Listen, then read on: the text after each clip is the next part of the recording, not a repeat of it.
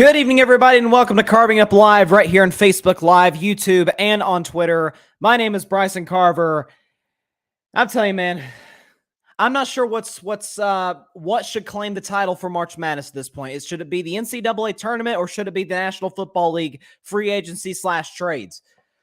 I mean, my goodness. So I'm going to start the show, obviously, with the Tyreek Hill news, because that's kind of dominating, obviously, the sports talk world. Going to discuss that. Kyrie Irving also, this is the biggest news in the NBA. It's one of the biggest news of the NBA season.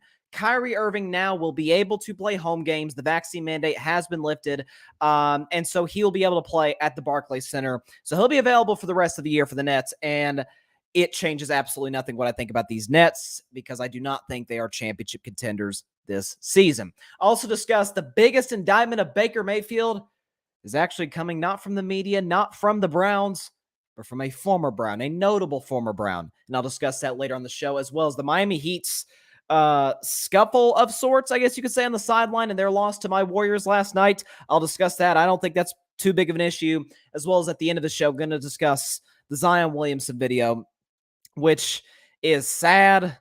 And listen, I was wrong about Zion, and I'll discuss that at the end of the show. But first, let's start with the news of yesterday, and that would be that Tyreek Hill was traded by the Kansas City Chiefs to the Miami Dolphins.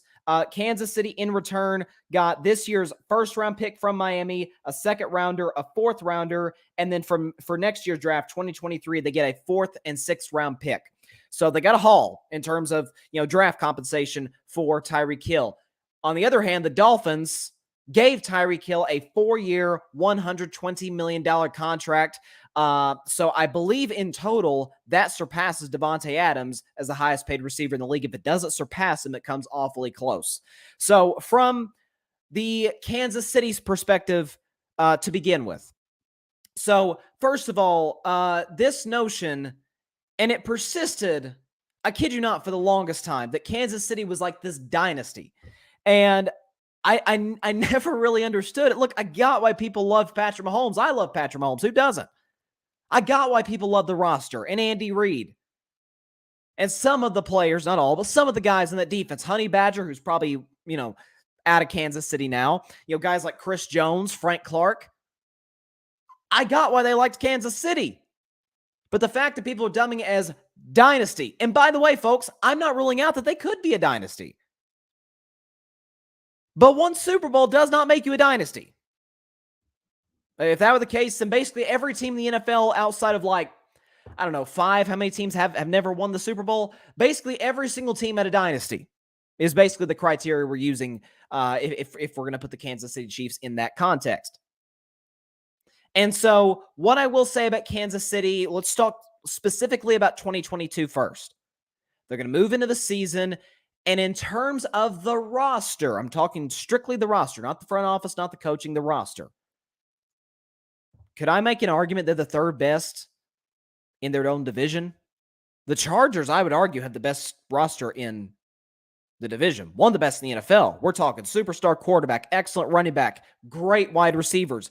I mean, 3 elite, really 4 if Derwin James is healthy. 4 elite defensive players: Derwin James, J.C. Jackson, Khalil Mack, Joey Bosa. So we get what the Chargers are. Okay? And Denver, I've always talked about that, a loaded roster. Oh, yeah, and you put Russell Wilson on that. And you added Randy Gregory to rush the passer. And so I think today, both of those rosters are better than Kansas City. And even the Raiders can make an argument. Okay? Star quarterback in Derek Carr, Josh Jacobs, good offensive line. You just added arguably the best receiver in football, Davante Adams. You've got Hunter Renfrow, who had over 100 catches last year. Darren Waller's a top 3 tight end. Defensively, you got Max Crosby. You added Chandler Jones.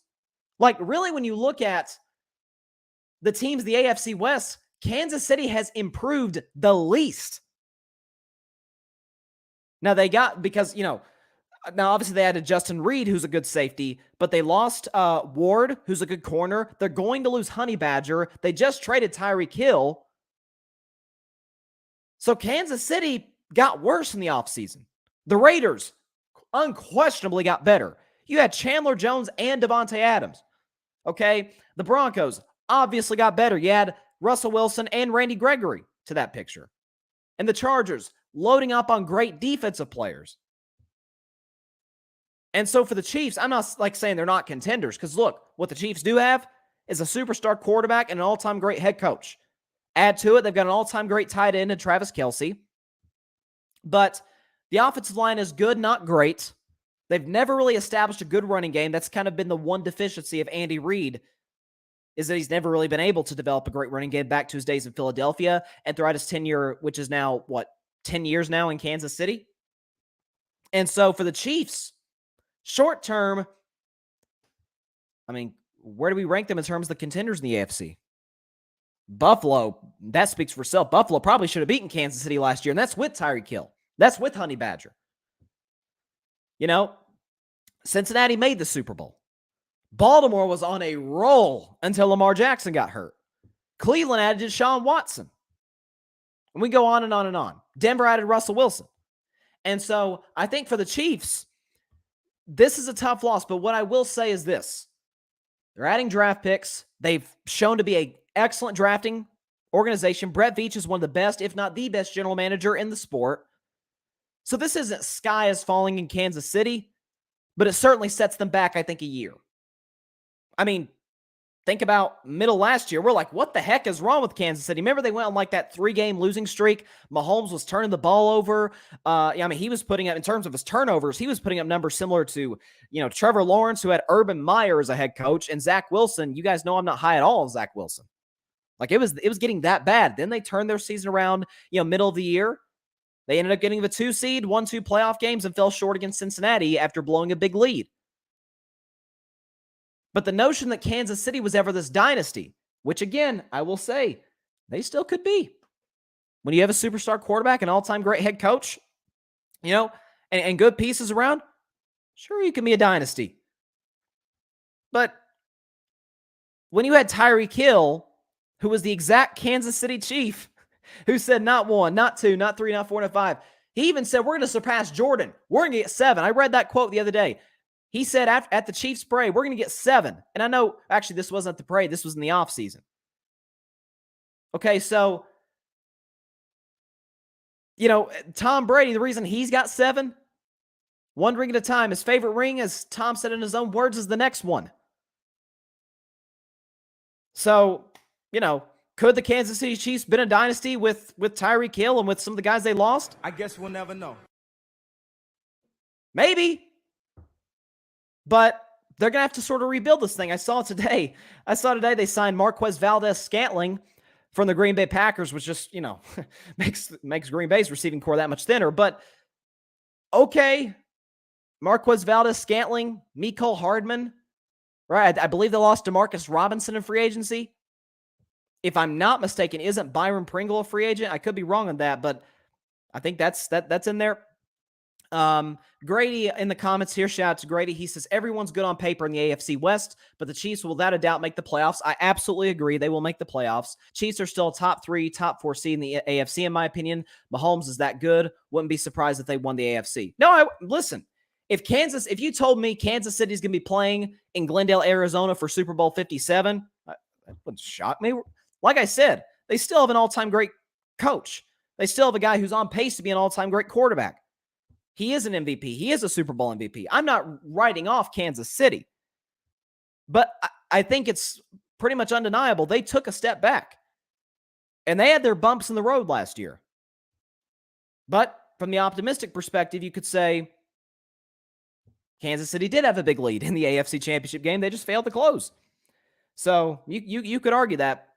And Grady makes a point I agree with. And by the way, Grady's a Patriots fan, so this is saying a lot from his perspective. He says, Josh McDaniels is unproven. Staley is the wrong guy, in my opinion, for the Chargers. The Broncos, to me, are the only other sure things in the AFC West. Yeah, Josh McDaniels, I agree with you, Grady. Josh McDaniels is the only individual that gives me cause for pause for the Raiders, because the roster is excellent.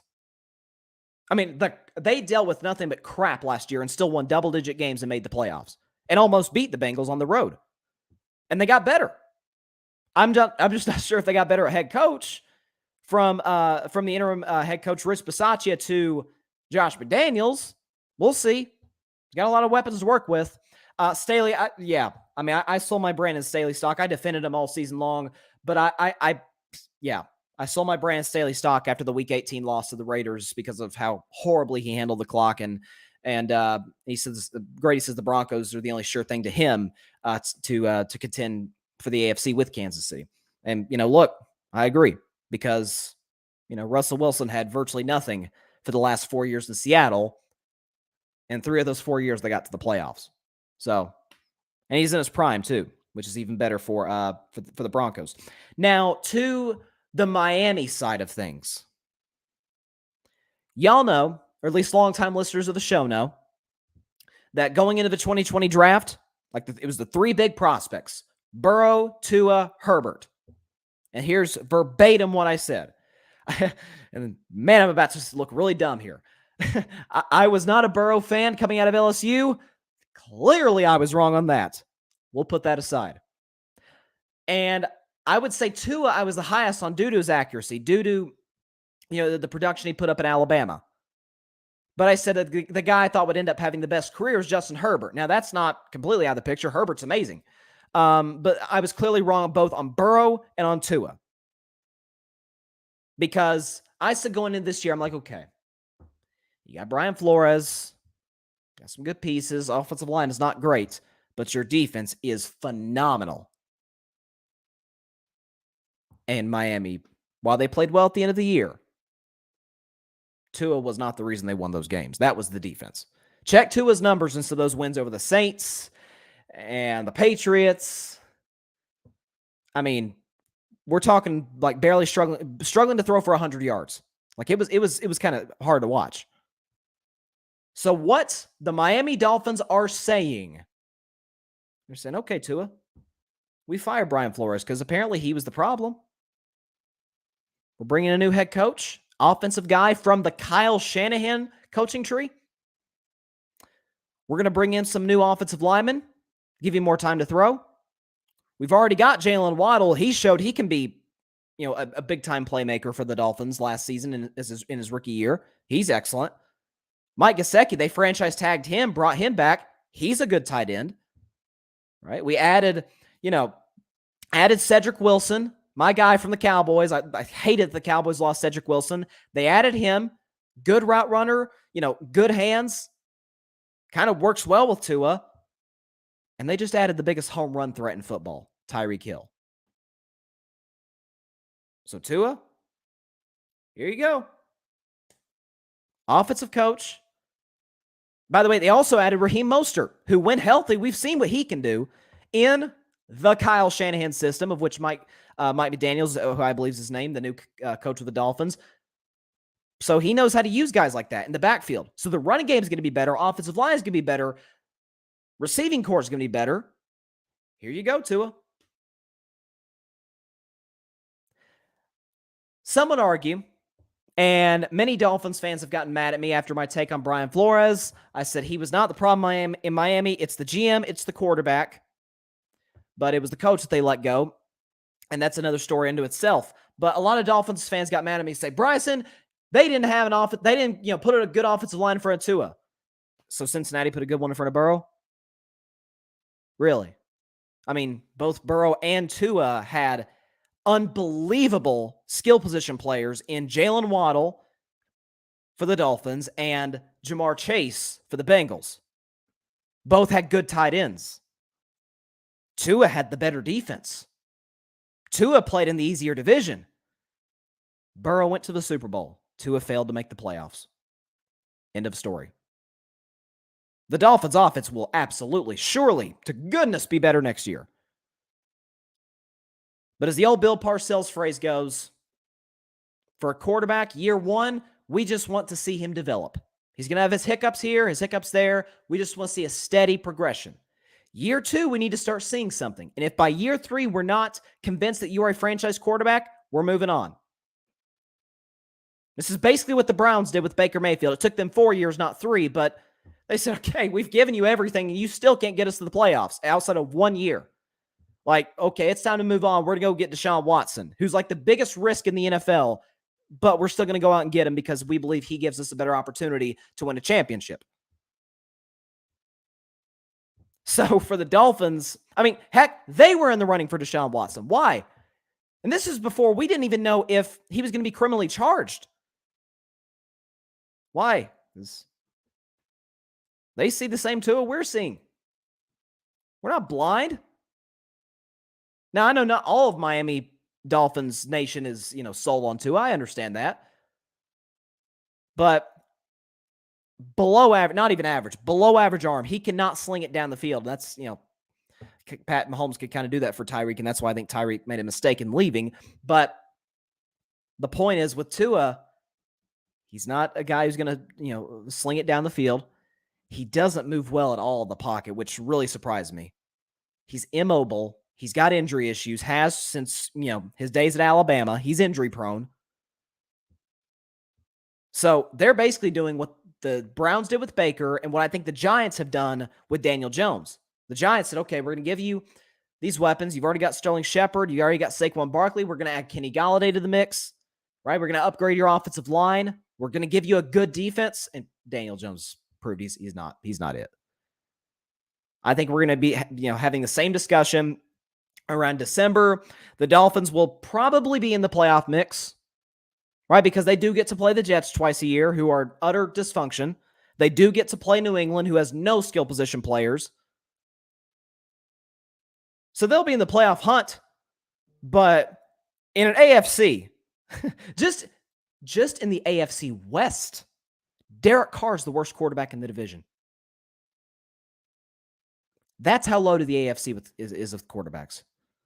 I mean, we're talking Mahomes, Wilson, Herbert, Derek Carr, Joe Burrow, Lamar Jackson, Deshaun Watson, Josh Allen.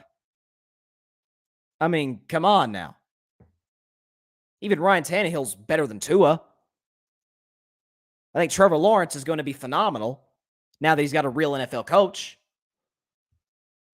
So I don't buy into Tua. I'm sorry. I can't. Got a few comments here. Let's see. All right. Grady says, I know we probably can't speak to this as ordinary people, but at what point is enough money for these guys in sports? From my perspective, it's asinine Tyreek would leave Kansas City, but I guess it depends how you want to be remembered.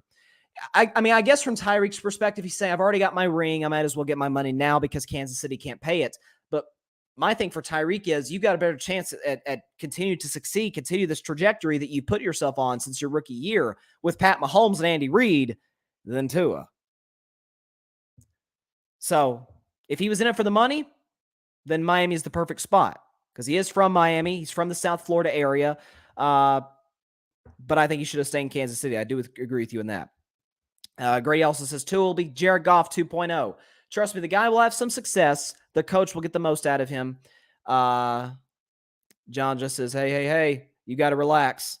I guess probably because I was talking about the Jets. Listen, I read, sorry, John, but I just read the Jets didn't even offer a first-round pick for Tyreek.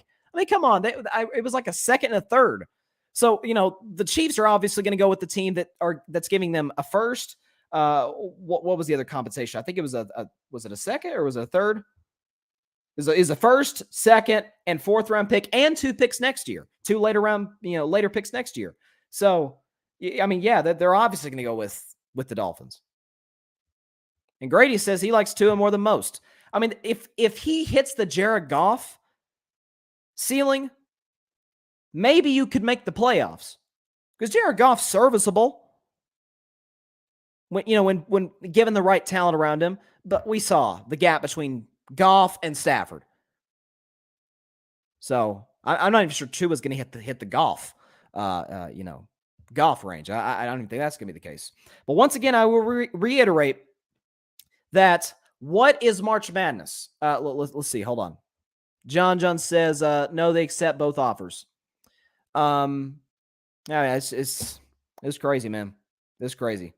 Again, what is March Madness? Is it the NCAA tournament, which has been great, by the way? Elite Eight starts in about an hour live. Okay. Is it the tournament or is it the NFL offseason? Because I've got the list here about the notable players that have moved teams, either in free agency or trades. So, star players that have changed teams: Von Miller, Devontae Adams, Mitch Trubisky, Deshaun Watson, Juju, Matt Ryan, Khalil Mack, Amari Cooper, Tom Brady came back, Aaron Rodgers stayed, Russell Wilson. We're talking Chandler Jones, Tyreek Hill, Carson Wentz. I mean, folks, this is craziness. So, look, this is the craziest NFL offseason I can remember in my life. It's been nuts. But hey, it's been great for the show. Like, look, I've always said, like, the two dead periods in sports and the second dead period is completely baseball's fault. But I always say there's two dead periods in sports. The gap between the Super Bowl and March Madness, and then the second one's a lot longer, the gap between the NBA Finals and the NFL preseason, like around when training camp starts. This has been no dead period. It has been great. I mean, it's like every 2-3 days, a franchise level quarterback gets traded. In some cases, in the case of like Deshaun Watson or Russell Wilson, a superstar quarterback gets traded. It is, again, it has been great for the show. It's been great for we the fans. It's been great for the popularity of the league. As we know, look, I love the NBA. I love Major League Baseball, but the NFL, man's the king. It's not just the king of sports, man. It's the king of television. Grady says, good that Tyreek came to his senses. He would have turned into a 50-catch guy with the Jets. Gosh. Well, I'll be honest with you. I think he probably would have fit better with Zach Wilson, honestly, than Tua. Because the only thing with Tua, now Tua's going to get Tyreek more catches, but Wilson's going to give him more big play opportunities. But I don't know. Hey, didn't the Jets get that? Didn't they get CJ Uzama or something? Wasn't that who they got? They got some tight end. I forgot. Oh, you're crazy, Grady. He says he should have come to the Pats, though. That's where he really belongs. Heck no. Gosh, that'd have been a horrible fit with Mac Jones. Yeah, Mac Jones would have been. See, Mac Jones is really a better Tua. He's really a better version of Tua. Obviously, he's a righty, Tua's a lefty. But he's not throwing it down the field very much. And plus, the Patriots don't even like to throw it down the field. The only time they did during the Belichick era was when Randy Moss was there. So that they almost never threw the ball down the field. So I'm not even sure Tyreek would have been a good fit with New England. Speaking of New England, man, they're just letting everybody go. I don't get it. It's like they have absolutely no cap space whatsoever. Makes no sense to me at all. At all. Let's see. My man John just texted me during the show a tweet. This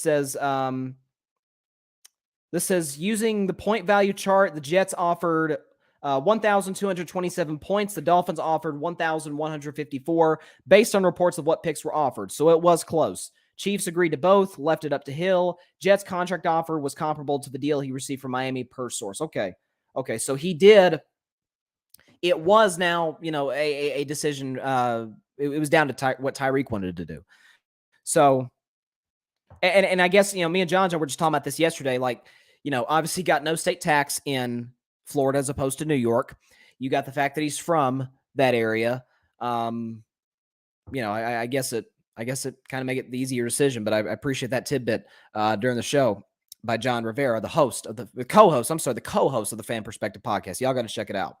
Grady Edwards says we got Joe Judge calling plays now. We all right. Yeah, the same Joe Judge who's running quarterback sneaks on 3rd and 9. Man. Grady says, if you're Kansas City, why not ask for Jalen Waddle or Parker? Yeah, that's fair. I who knows if they didn't, ask for those two guys. I don't think Miami was ever going to give up Jalen Waddle. Given what he did in his rookie season, he had over 100 catches. I believe he had over 1,000 yards with Tua and Jacoby Brissett. So, he showed he can be, star in this league without a question. And he was certainly for a little while in the Offensive Rookie of the Year race. I'm not sure. Did he finish as a finalist? He might have finished as a finalist for that award, but he's excellent. And Parker, listen, he'd have been an excellent addition to the Chiefs receiving core. I'll take him over Marquez Valdes-Scantling any day of the week. So I'm going to be interested to see what Kansas City does. It's rumored that they could draft. It's a receiver-loaded draft, so they could draft, maybe trade up to get Jamison Williams or Chris Olave out of Ohio State. I love Chris Olave. Maybe they take him, but there's no question about this. They got to do some rebuilding in the receiving corps without a question. All right. Let's shift now to the National Basketball Association. And by far, not just one of the biggest news of the last 24 hours, but one of the biggest news stories of this NBA season. And it's been one of the biggest stories, one of the biggest developments of the season is Kyrie Irving's availability for the Brooklyn Nets. Of course, we all know the vaccine mandate in New York. And, at the beginning of the season, the Nets said, okay, if you can't play home games, we're not going to have you as a part-time player. And then 2 months later, they said, okay, fine, we'll let you be a part-time player on road games. And then it gets to the point where, like a few weeks ago, Kyrie now can go to the Barclays Center, but he's maskless. And he could be maskless and unvaccinated, but he can't play. Like, at some point, the rule just got ridiculous. Like, the rule just got out of hand once it got to that point. But Mayor Adams in New York announced the vaccine mandate would be lifted. I believe, personally, that he did this because baseball season starting soon. There's some unvaccinated, reportedly, there's some unvaccinated New York Yankees. I'm not sure. There may be a few unvaccinated New York Mets as well. But, the Yankees are bigger than the Nets. Okay, so how do you think the city of New York's going to react if, let's just say Aaron Judge, for example, isn't vaccinated? If Aaron Judge isn't in Yankee Stadium, if he isn't at the ballpark, or if, for example, Francisco Lindor can't play at Citi Field, yeah, that would not have went over well. And so he's saying, okay, let's not continue this. He kind of did a 180, but then again, that's such as a politician. But Kyrie Irving's available for home games now, and I hear a lot of people.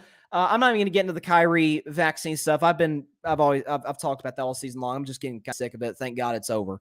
But here's what I will say about Kyrie Irving. People are saying, oh, now the Nets are back in contention. They are back. Kyrie Irving's available.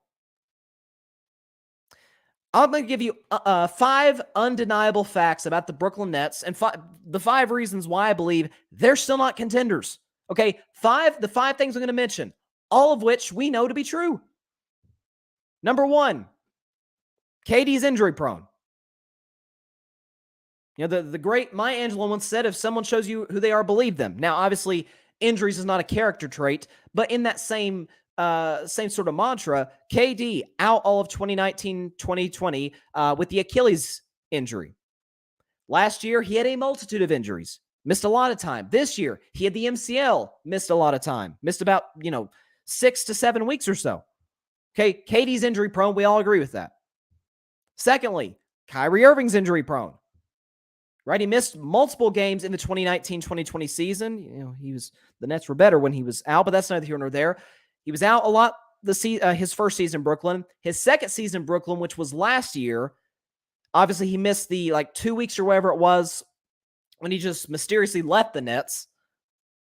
And he dealt with injuries in the playoffs. Got hurt in Game 4 against the Bucks, didn't return to that series. Kyrie's injury prone. I mean, heck, we've known this since his days in Cleveland. I got hurt in the 2015 finals, got hurt before that. The injuries in the playoffs caused the injury in the 2015 finals. He got hurt before the 2018 playoffs, got hurt 2 seasons after that, year after that.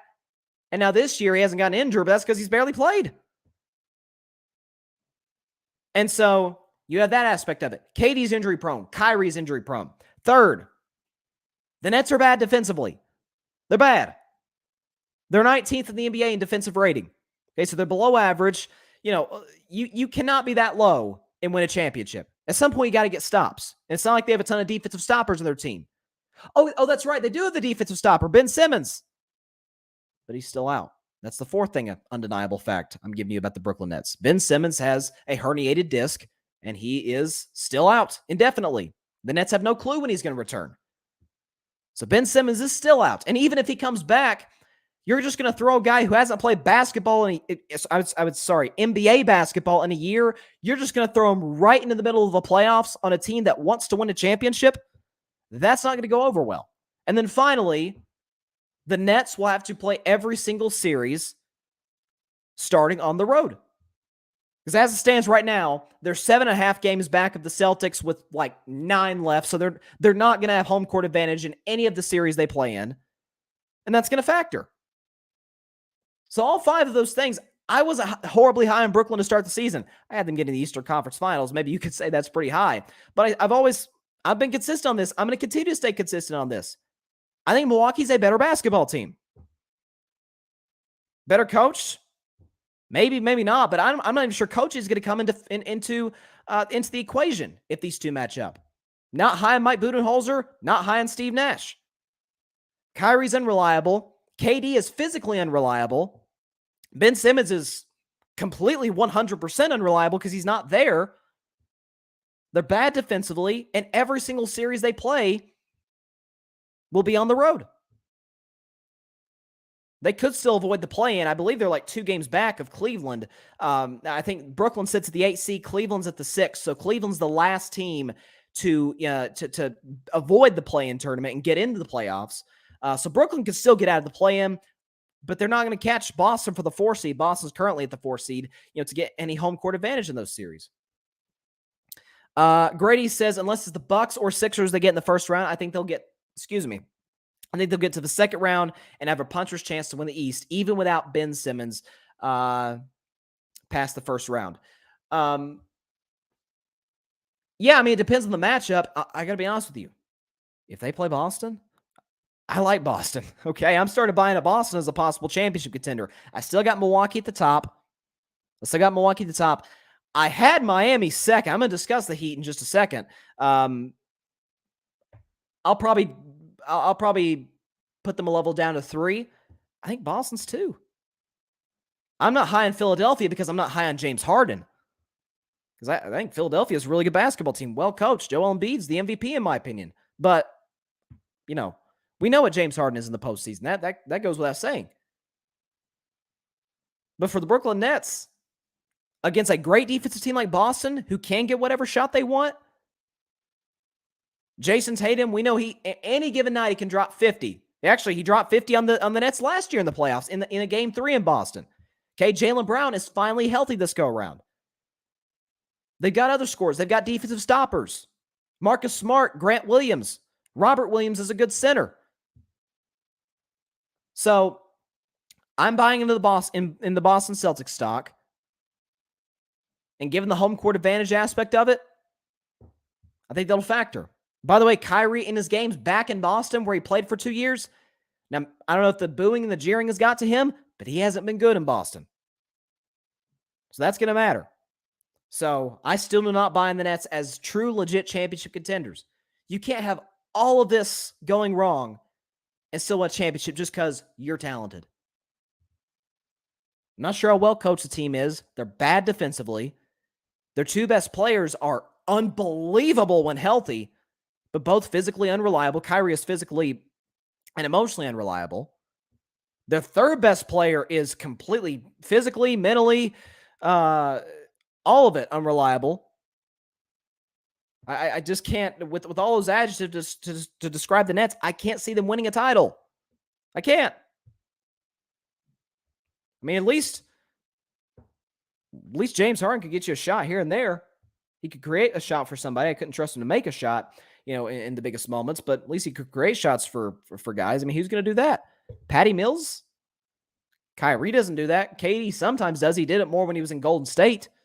But he's more of an ISO guy back in Oklahoma City and now in Brooklyn. So again, I'm still buying into the Brooklyn Nets stock. I'm not. I think this helps them that Kyrie can come back and play at the Barclays Center. But why on earth would I see? I mean, do you want to avoid the Nets in the first round? Duh. You don't want to play Kevin Durant and Kyrie Irving. Absolutely not. You want to play, Cleveland or Toronto in the first round. With all due respect to those 2 teams, I'd rather play them than Brooklyn. But against the elite teams, the truly elite teams of the Eastern Conference, can't get stops. And who knows if their 2 best players are even going to be there. Let's see. Grady asked a question. He says, your gut feeling, do you think Zion will re-up with the New Orleans after all this is said and done? Seems like it's in both parties' interest to part ways. I'm going to discuss Zion Williamson at the end of the show, so I'll save my thoughts for the end. But what I will say before I get into my next topic, going back to the NFL, I don't think it's clearly not going the right direction whatsoever. But shifting now to the National Football League, shifting to one of the best free agents on the market still, to this point after some of the bigger names. Well, I wouldn't say bigger names. There's not that many names bigger than the guy I'm about to mention, but some of the, more highly touted free agents have been, off the market.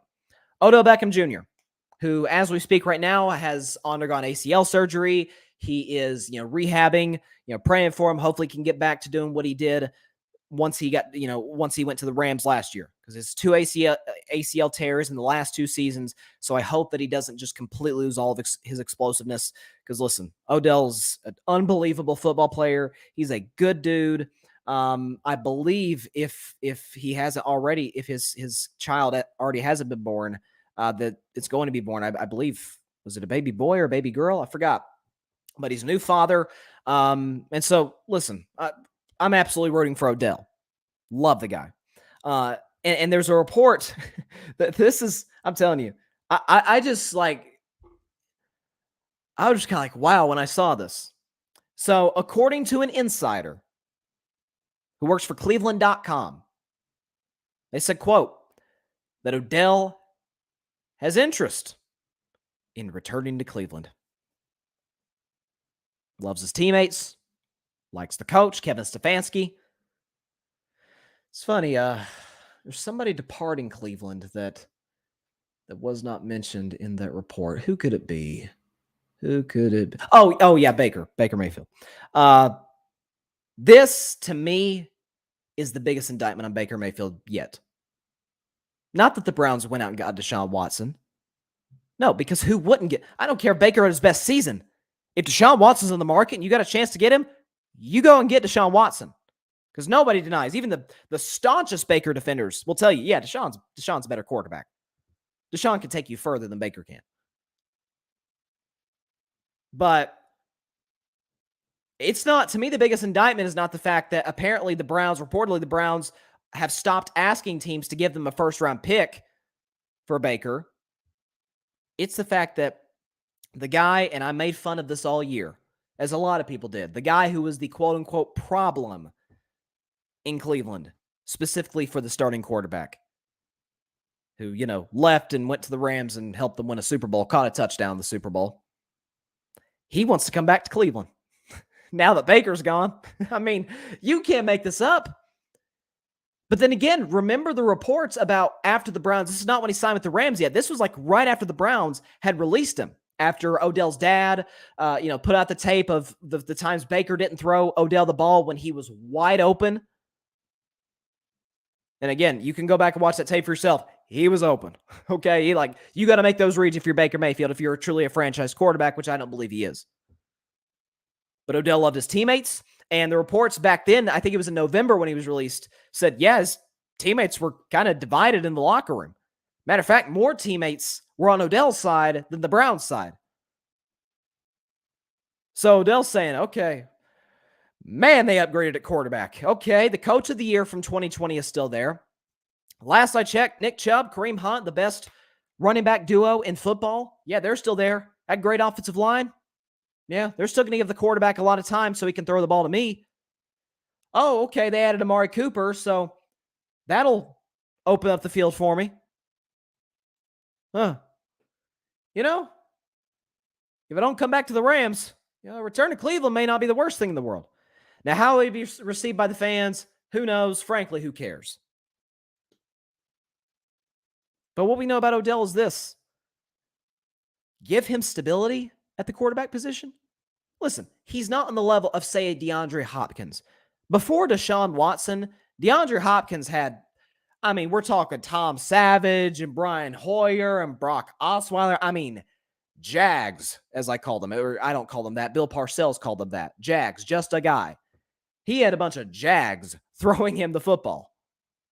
And he was still just as productive as when he was with Deshaun Watson, because DeAndre Hopkins is that good. Odell's not on that level. But if you give Odell stability at the quarterback position, look at his first 3 years with the Giants with Eli Manning, and look at last year with Matthew Stafford. He's a baller. He's showtime. He was huge. Honestly, I don't think the Rams win that Super Bowl without Odell. I don't, or at least get to and win the Super Bowl without Odell, right? Because he was huge. He was probably the player of the game for the Rams in their wild card win over Arizona, right? He didn't have a ton of catches against the Buccaneers in the second round, the divisional round. But you know what he did? Open up the field a little bit more for Cooper Kupp. So you can't completely double Cooper Kupp, because if you do, then Odell's open. NFC Championship game, had some huge catches down the stretch in the fourth quarter of that comeback win.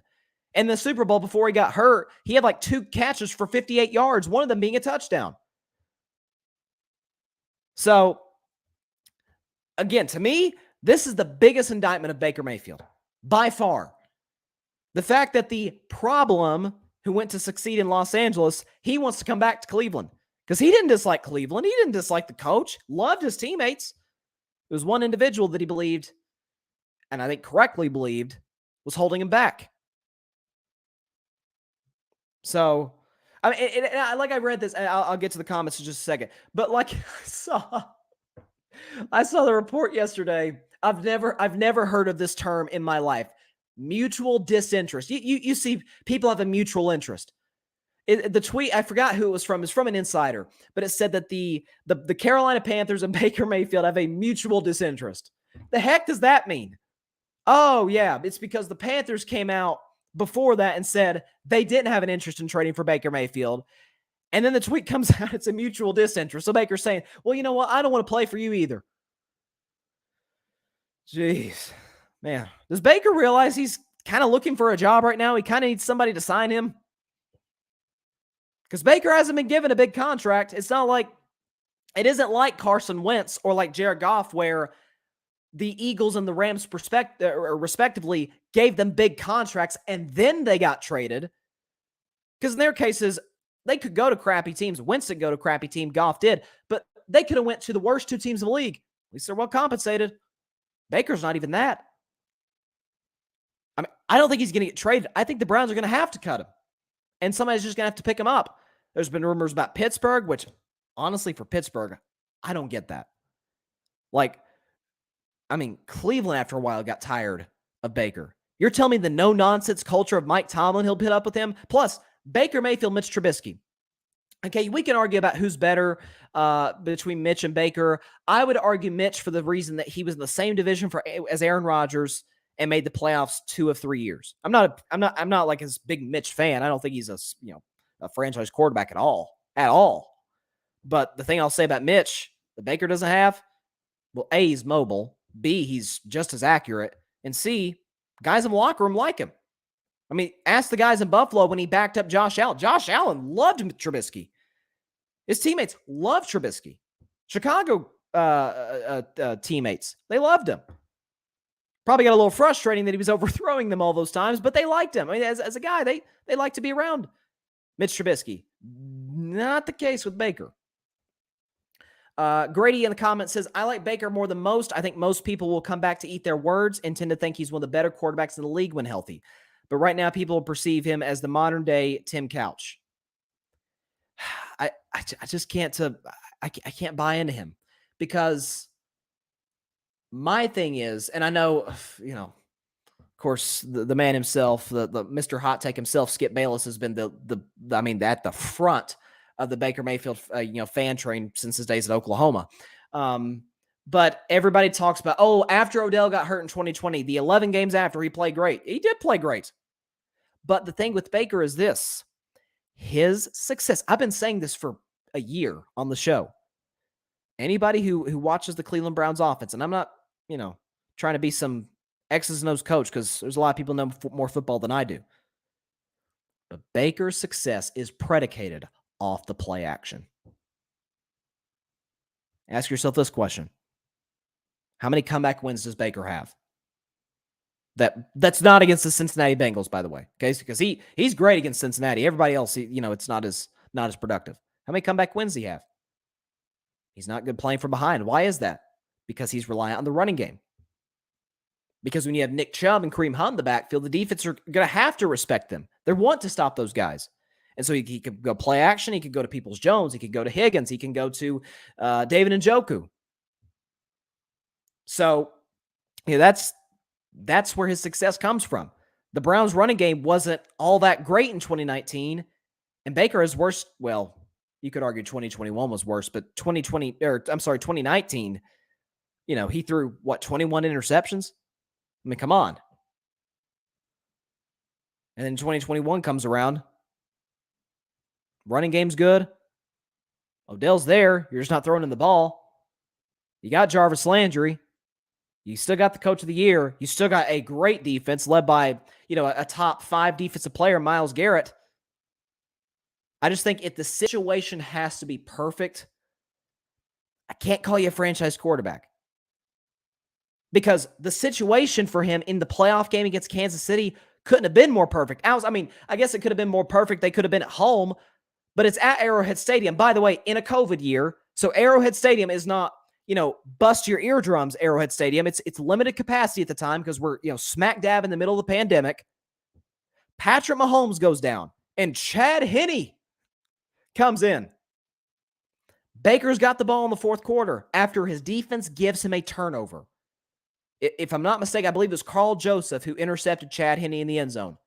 Baker's got the ball. I think they were down 5. They were down a touchdown, basically.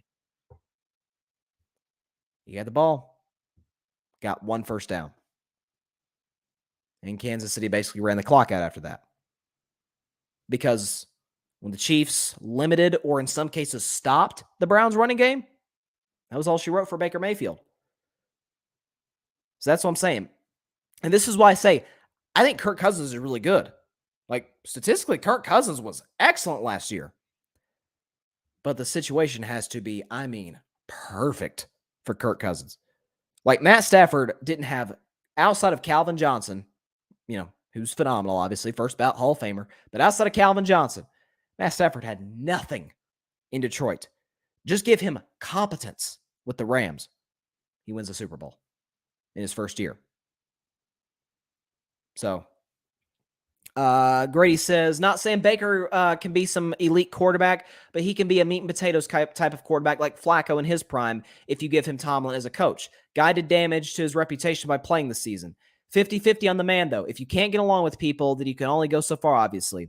If that's the case, continues to be the case, I'm out. Well, what I would say, Grady, is this is who he's always been. Why would I think he's going to change? Does Mike Tomlin change him? Maybe. But I'm not going to bank on that. I mean, we all know about the stuff in college, obviously planting the flag at midfield in Ohio State and grabbing his junk against Kansas. What else was in there? Ran from the cops. I know I'm missing one other thing at Oklahoma. I'm missing one other thing. I'm missing it. But then in Cleveland, he doesn't get along with his first coach. They hire his next coach just because they get along, and Freddie Kitchens was not qualified to be an NFL head coach whatsoever. He's barely qualified to be a coordinator, much less the leader of a football team. And obviously that ended up being a disaster. I mean, everybody likes Odell. Even he and Baker couldn't get along. Odell wants to go back to Cleveland now that he knows Baker's out of there. So, I can't see him changing, at least this quickly. Does Baker have the talents to be, a really good quarterback this league?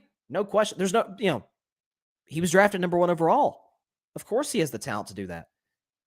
When he's at his best, he's really accurate. He's got a solid arm. When we're not talking about Tua here, like Baker has the capabilities to be a really good quarterback. But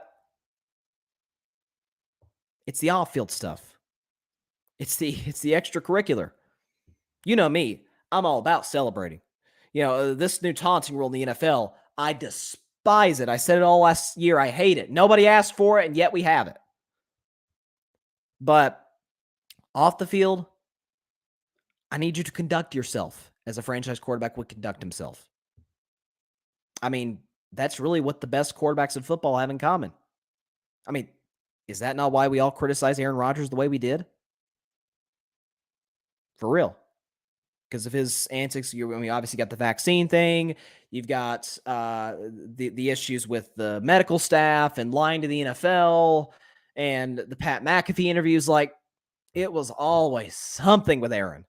It's always something with Baker. Tom Brady, low maintenance. Dak Prescott, low maintenance. Patrick Mahomes, low maintenance. The same can be said about guys like Burrow and Josh Allen. And gosh, who else am I missing? Russell Wilson. So that's what separates them. Obviously talent, but that's at the end of the day what separates Baker from those guys. Grady asked, quick thoughts on the recent things about Urban Meyer that have came out. So I discussed Urban Meyer at the end of my show on Monday, and it seems like it's only gotten bigger since then. I'm telling you, the fact, well, I'll repeat what I said at the end of Monday's show. If Urban Meyer coached 13 games, that's how long he coached there before he was fired. If a guy coaches for 13 games, not even a whole season, barely 75% of the season, and people in the Jaguars organization are like, yeah, I wish he'd been fired earlier. He should have been fired earlier. Oh, we use that for coaches that are like they're 2-3 years longer than they should have been. Jason Garrett, for example. I mean, my gosh, he wasn't even there a full season. He wasn't even with the Jaguars organization for even a year, for a full calendar year, 365 days. I mean, I talk about Baker Mayfield. It was always something with Baker. It was always something with Urban, just in Jacksonville, his whole career, but just in Jacksonville. You had the racist strength and conditioning coach that he had to fire. You had Tim Tebow being signed as a tight end after being out of the league for a decade. You have kicking kickers. The strip club thing in Ohio, lying to his players about it. According to some of the former players, verbally abusive. I mean, like it's hard to get much worse than that. So, yeah, it was a complete and utter disaster. And it's safe to say Urban Meyer's never getting a job in the NFL again. Like, never. Does he get a job in college? Maybe, but this hurts his image, man. I mean, the man did not know who Jamal Adams, Deebo Samuel, and arguably the game's best player, Aaron Donald, didn't know who it was. Who's that 99 guy for the Rams? I heard he could be a problem for us. Oh, you don't say so, Urban. You don't say so. Yeah, he's pretty good at football. That 99 guy for the Rams, he's all right. He's all right. Oh, Lord.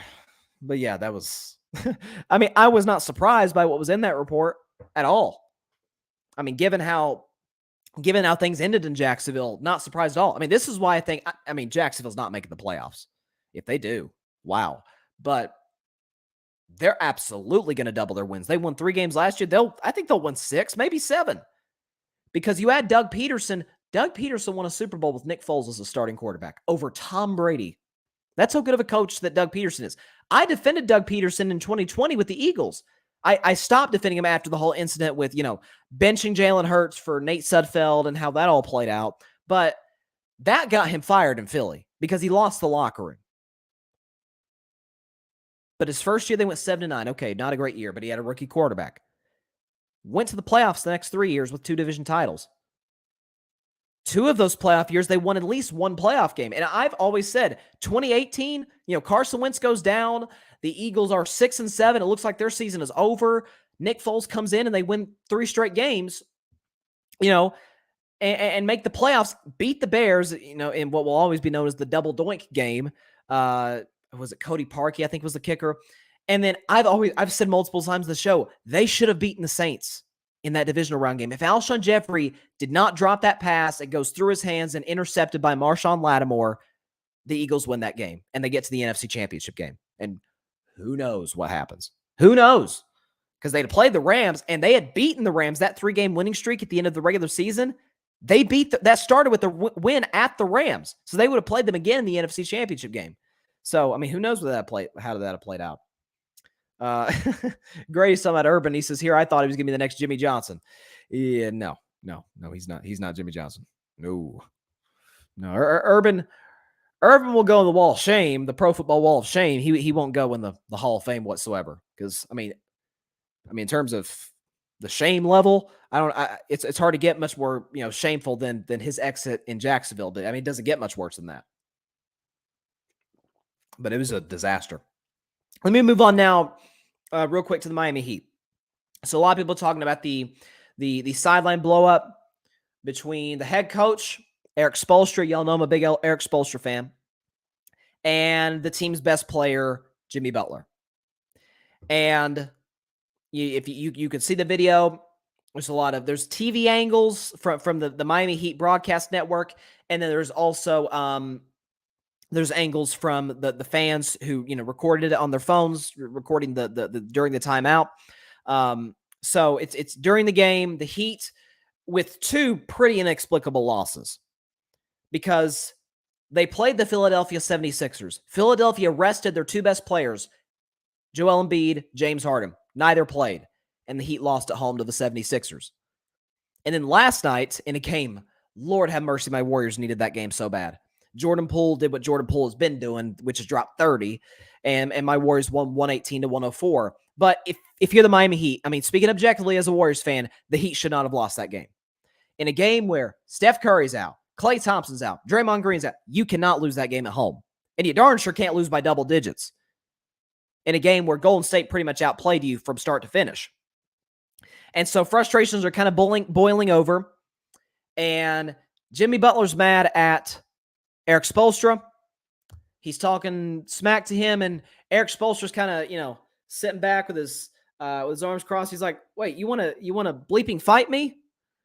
And then as the situation progresses, Eric Spoelstra, who's always calm, very composed, he seems, gets visibly more and more angry. And he says, "Oh, you want to fight? You want to fight?" Which obviously Eric Spoelstra's not going to fight Jimmy Butler, obviously. And then here comes Udonis Haslem, who's the OG of OGs, signs with the Heat every year, plays like 5 minutes in the entire season, but he's just there to be the enforcer, to be the guy who holds dudes accountable. And hey, for Udonis's to Udonis's credit, hey, he's getting paid every year. Why not stay with the Heat? But Udonis gets in Jimmy Butler's face, defending the coach and saying, "I'll beat your what." So it's kind of become a thing. So here's what I'll say. I don't think it's as big of a deal as people are making out to be. There's some folks out there comparing it to the Draymond Green KD blow up. Remember in 2019, there's a lot of folks who believe that that's the reason, or at least the sort of the nail in the coffin, the reason KD left the Warriors was that game against the Clippers. I won't go into the whole, what happened, but he and Draymond argued on the sideline, and that's that is what it is. But I don't think it's a comparable situation because A, Draymond called KD the B word, multiple times. And B, no pun intended, Draymond told Kevin Durant that we don't need you, we won without you, leave. And was bringing up KD's free agency. This isn't comparable. Because what do we know about Jimmy Butler? This is who he is. Right? He's a guy who gets up in people's faces. He can rub people the wrong way. He did in Chicago. He did in Minnesota. He did in Philadelphia. And in some ways, it is a little bit like Draymond in that his emotions have made him the player that he is, have earned him the money that he's earned. And sometimes they can spill over into moments like this. But you're telling me, seriously, you're telling me, this is Jimmy Butler's third year in Miami, that there has been incidents like this in practice? You're telling me that in 2.5, basically almost a full 3 years of Jimmy Butler being a part of the Miami Heat, that there's never been one argument between Butler and Eric Spoelstra? Maybe there's not, going back and forth saying, "I'm going to beat you up." Maybe there's not that. But you're telling me that Jimmy Butler hasn't gotten into arguments with teammates, with coaches, even the head coach, Eric Spoelstra, and maybe Udonis has had to step in for those situations as well? I mean, he called Cat soft. Karl-Anthony Towns, he called him soft. He called Andrew Wiggins soft. And, I mean, we see what Karl-Anthony Towns is now. My gosh, the guy is balling. Andrew Wiggins has been excellent for my Warriors, was an all-star starter. So, That's just who Jimmy Butler is. Now, do I excuse him saying he's going to beat up the coach? No. But I don't think this is as big of a deal as people are making out to be. Listen, the Heat have had 2 bad losses at home to teams that are without their best players. Like that, you can't do that. Yes, Golden State's deep. Yes, Philadelphia is fairly deep. You can't lose those games at home. That's my concern if I'm a Heat fan, not the sideline blowout. I'm sure this happens once every month, if not less, at Heat practice. Because if it happened in Philadelphia, it happened in Chicago and in Minnesota for sure. Who's to say it hasn't happened in Miami? So listen, this is the same Heat team that just 18 months ago was playing for an NBA championship in the finals, and who's added, Kyle Lowry and PJ Tucker. By the way, you think Jimmy Butler and PJ Tucker haven't gotten into some verbal battles? Of course they have. Like that's sort of the culture of the Miami Heat. That's the guys that they like to bring in, the enforcers. That's why Udonis Haslem's still there. It's what's helped them win all these championships. Eric Spoelstra, they need a guy who's even-keeled. Like if they had, if they had Tom Thibodeau, it'd be a disaster. I know Jimmy played with Tom Thibodeau, twice in Chicago and Minnesota, but I'm not saying Eric Spoelstra no nonsense, but just a coach who maybe can be a little emotional. Yeah, this thing would go off the rails quick. Really, Spoelstra and Jimmy Butler are perfect fits for one another. That's what I thought. And Grady says he agrees. He said, I think what's happened on the Heat sideline is great for that team. I really love it. What he says. And he says they'll probably go out in the second round, but they're always going to be a hard out. Do you think the problem he ran into in Minnesota was those guys were just too young? Yeah, I do. I do think that's something to do with it. I remember talking about this on my show when the Heat made the finals back in 2020. I remember talking about this, that, look, Chicago was young, and they didn't listen to Jimmy, and Jimmy left. And the Minnesota guys, the young guys, particularly Cat and Wiggins, they didn't listen to him. He left. Philadelphia, Simmons and Bede didn't listen to him. He left. The young guys in Miami, your Tyler Heroes, your Duncan Robinsons, your Bam Adebayos, they did listen, and they ended up in the NBA Finals. So I think it does, clearly produce results. Everywhere Jimmy Butler goes, he wins. I think he's one of the best leaders in basketball. I do. I don't think he doesn't lead in the same way that, say, a Steph Curry does or a LeBron James does. But there's different ways to lead. He leads in a similar way that Michael Jordan led, if you think about it. Now, to my knowledge, obviously I wasn't around during the 90s, during the Bulls, dynasty years, but I don't know if Jordan and Phil Jackson had any verbal altercation like this on the sideline. But and he says, and didn't quite get it yet. I think so. I think those specific, I'm not saying all young guys, because the young guys in Miami were willing and ready to take, what Jimmy Butler was going to give them. I think some of the young guys just weren't ready for a guy who is always going to keep it 100. Always. That's why Jimmy Butler's at where he's at. So, and even Eric Spoelstra was joking about after the game. He said, this is. They said, what was the argument about? And he said something along the lines of, who was going to pay for dinner. So, he tried to lighten up the situation a bit. I don't think this is going to be something that's just going to break the team, just going to break their psyche, and it's going to derail their season. What's going to derail their season is not winning those games. But look, for the Heat, you're still the number 1 seed. You still got the best record in the Eastern Conference. If that stays, if it stays that way, the road to the NBA Finals will go through you in the East. I still think Miami's a contender. You've got Jimmy Butler. Kyle Lowry's an NBA champion. PJ Tucker's an NBA champion. Bam Adebayo is one of the better two-way players in the league. Oh, yeah, they got this Tyler Hero guy who's not great defensively, but is the runaway 6th man of the year, as I predicted before the season. I'm not gonna jump ship on the Miami Heat quite yet. If they lose some guys to injury, okay. And then, by the way, they've had an injury-riddled season, and they've still played really good championship-level basketball, and that's why they're at where they're at. Would I take them to beat Milwaukee? No. Boston? Gosh, that would be a 7-gamer in my opinion. But Philadelphia? I don't probably take the Miami Heat to win that series. But I'm going to be interested to see who Miami, gets in the first round. They could get Brooklyn. They could easily get Brooklyn in the first round. That would be must-see TV, without a question. But let me transition now. Last topic of the day, Zion Williamson.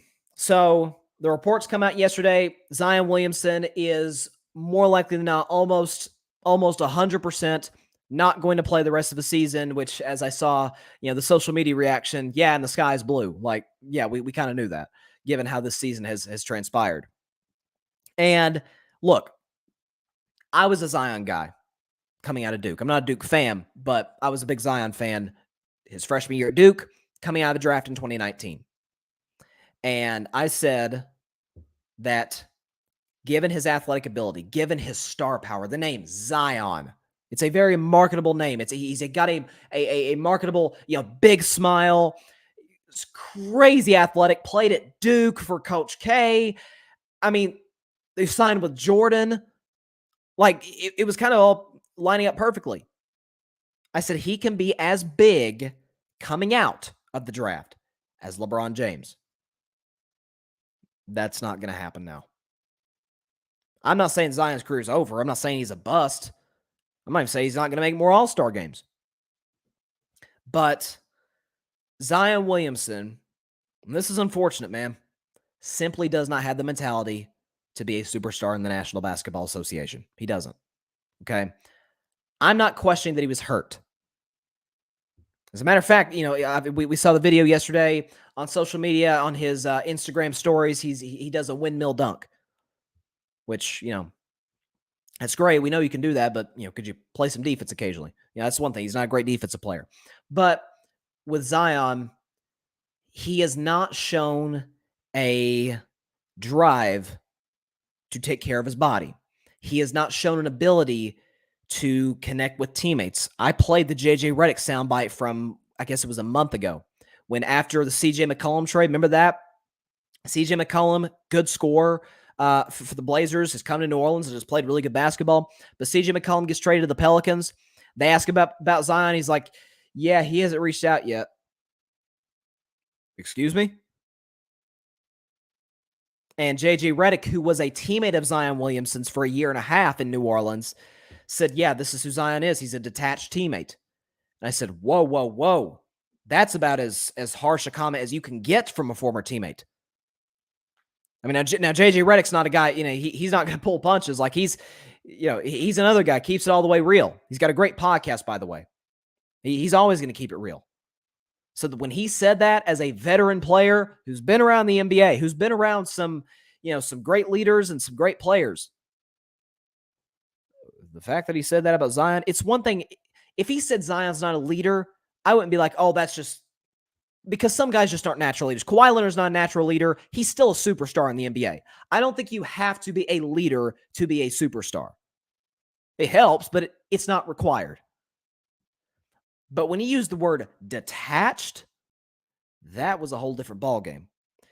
What we've seen, and listen, Zion Williamson, John Morant will be compared with one another for the rest of their careers. Just like in the previous draft, Luka Doncic, Trae Young will be compared with one another for the rest of their careers, given where they were drafted. John Morant got drafted by the Memphis Grizzlies. His first year, they came that close to making the playoffs. If Jaren Jackson Jr. doesn't get hurt at the end of the season, they get in the playoffs. Okay? The next year, they're in the play-in tournament. They beat the Spurs, and they go to Golden State, beat the Warriors, eliminate the Warriors, and make the playoffs, and John Morant plays outstanding. His team didn't, but John individually played outstanding against the Utah Jazz in the first round. And then this year, all he's done is lead the Grizzlies to the best record in the second best record in basketball. Now, to Memphis's credit, as we saw last night when they beat Brooklyn, they're really good without him. But they're not here without him. Ja has gotten better as a player. He's improved slightly. He still has a ways to go, but he's improved as a shooter. Both Zion and Ja Morant are out of this world athletic. But Ja has taken care of his body. Ja has shown an ability to be a great leader. He has embraced the city of Memphis. He has embraced his teammates. He's embraced his coaches. Zion has done none of that. So you have to have some intangibles to be a superstar. Chris Paul, offensively, is not even close. I'm talking prime Chris Paul. Like, the end of his tenure with the New Orleans Hornets, and then when he got traded to the Clippers, and then that first year in Houston, like Chris Paul's prime, even in his prime, he's not even close to as gifted as Zion Williamson. Zion averaged over 25 points a game and shot 63% from the field last year. He's that good. Like, he's putting up Wilt Chamberlain numbers in terms of his efficiency. We know what he can do on the offensive side of the ball. Now, he's bad defensively, but that's another story. What Chris Paul has, getting other guys involved, both on and off the court. Now, Chris Paul can be a pain in the you-know-what sometimes, as many of his current and former teammates will tell you. But winning comes above all else for CP3. I'm not sure if it does for Zion. Now, do I blame him for wanting out of New Orleans? No, because Anthony Davis left New Orleans and won a championship the next year. Drew Holiday left New Orleans and won a championship the next year.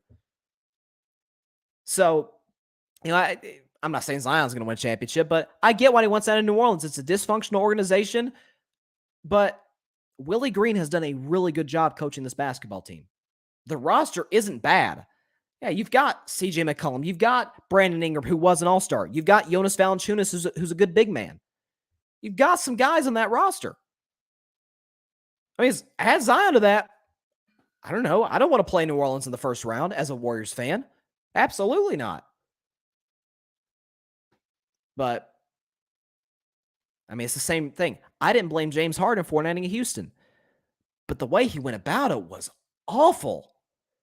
Putting on weight, ghosting teammates, taking shots at teammates, taking a shot at the new head coach who had nothing to do with Harden's frustrations. I mean, come on.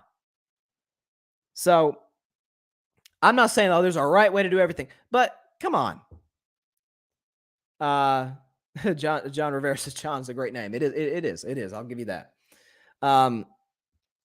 Grady says, growing up, there's a phrase, how many bites it took you to get to the bottom of a Tootsie Pop. I ask you, how many cheeseburgers will it take to get Zion out of New Orleans? I'm telling you.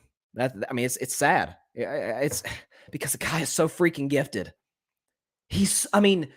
I've never seen anything quite like Zion Williamson on the basketball court, both in college and in the NBA. He transitioned seamlessly to the NBA in terms of when he's on the court. But we've seen some of those pictures, folks. Like, I remember at the beginning of the season, if I'm not mistaken, the commercial is still airing, is a Mountain Dew commercial. And it's of Zach LaVine, the all-star for the Chicago Bulls, and Zion Williamson. And they're playing NBA 2K on the couch, and they're sitting down, they're playing on a PS5 or whatever, and they're drinking their Mountain Dew. And I'm like, holy cow, Zion's gained weight. We're talking like double chin. He looks bigger. Like, what is going on? Like, he is throwing his career away. Why is LeBron James still productive in year 19? The man is averaging 30 points a game in year 19. Because there's not a human. Steph rivals him, and so does KD. Outside that, there's not a human being in the game of basketball that takes care of his body like LeBron James. Now, I believe he trains with like a Navy SEAL trainer. So his body is literally his temple. I don't know if Zion realizes what he's doing. How old is he? 21? He's like barely old enough to drink. He's barely in his 20s. He's got his whole NBA career ahead of him. He's wasting it. It's sad, man. It is sad. I'm happy that Ja Morant has taken advantage of his God-given abilities, getting better, making his team better. Zion's not. Again, I'll repeat this. If someone shows you who they are, believe them. Grady asks, if Zion leaves, will this franchise leave the city? I can't blame players for disliking that city just as an average Joe. Not a nice city at all. Plus, I want to stay away from, I'm assuming another comments coming after this. But I'll answer your first point. I mean, yeah, I've said that. I remember saying on the show when Zion was drafted that I thought that that if the Pelicans didn't win the lottery in 2019 and get Zion, that they were 5 years away, maybe less, of leaving the city. Listen, I'm all for it because look, New Orleans is in the Western Conference. Just put them back in Seattle. Make them the Supersonics. Come on, make it the Supersonics. Get a new arena. Actually, I believe they do have a new arena. The Seattle Storm of the WNBA, they've got a new arena. So just use that for the NBA team. You know, kind of like the LA Sparks, along with the LA Clippers and the LA Lakers. They share the Crypt, the Crypto.com arena. Do the same in Seattle. Move New Orleans up to Seattle. I'm all for that. John, he says New York and Chicago, we got good pizza. I'm more of a New York pizza fan, but yeah, Chicago does have good pizza. But yeah, the rumors are Zion wants to go play with the Knicks.